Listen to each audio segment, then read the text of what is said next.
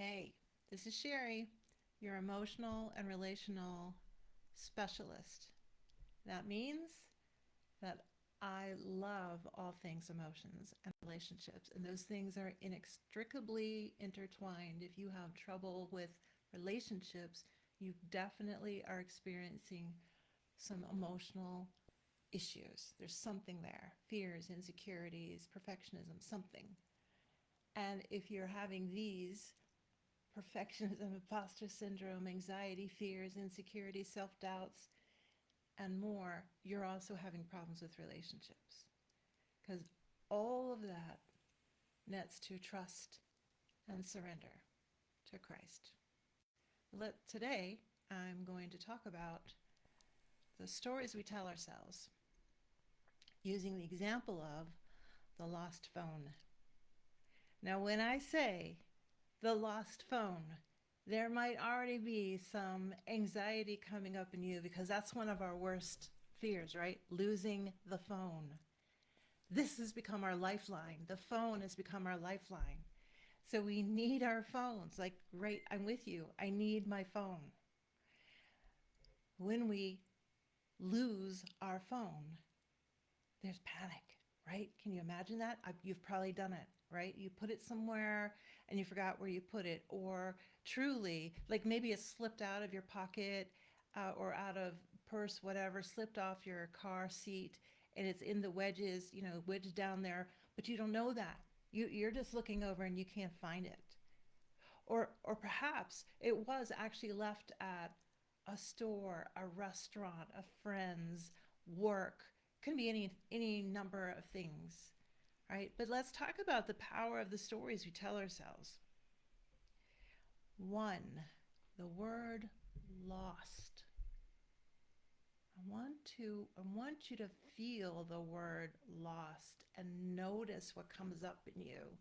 That is very different than saying, I have temporarily misplaced my phone. I have temporarily misplaced my phone. Now, doesn't that feel lighter, more manageable, less anxiety, fear, and panic inducing? They mean basically the same thing, but there's a much heavier weight that goes with the word lost. And notice that I added in temporarily. Because in 99.9% of the time, you're going to be able to locate locate your phone.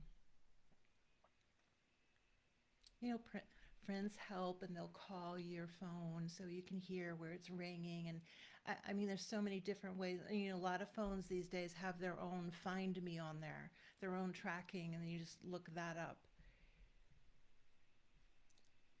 Those stories we tell ourselves. When we tell ourselves we've lost something, it's true, but it's not true. We use that same terminology when someone dies, when a marriage ends, when we've had huge, what we might call failures in our lives. We use that same, I lost this, I lost myself, I lost my identity, I lost my home, I lost my family. The word lost is very powerful. So when we're talking about a phone, when we're talking about anything that literally, truly is actually replaceable, and that for the most part will probably locate it, the word lost is too heavy. It creates an emotional heaviness in us that we don't need. It makes it harder for our mind to focus on, okay, where did I last leave it? Wouldn't it be much better to have a calmness and be able to go through, okay, let me just back up my steps versus, let me rethink. Where was I last? Where did I see it? Where did I put it? Isn't that two different scenarios for exactly the same situation. And wouldn't you prefer to have the calmer one? It helps you think more clearly. It creates more brainstorming. It allows more clarity.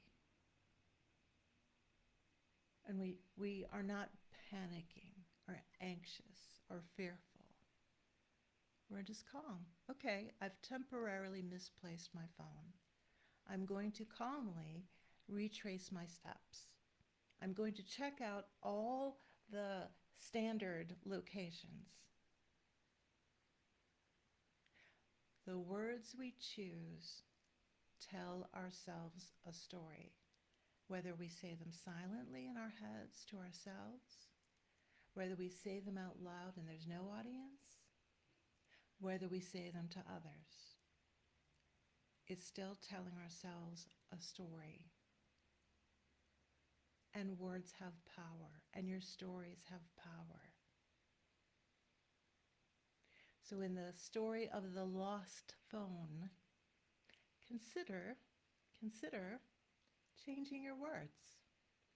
By changing your words, you are changing your reaction.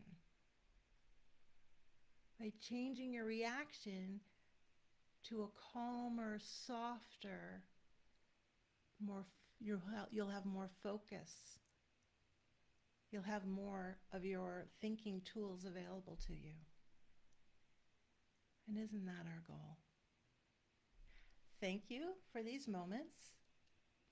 Think about the words you choose and what you're really telling yourself. Blessings.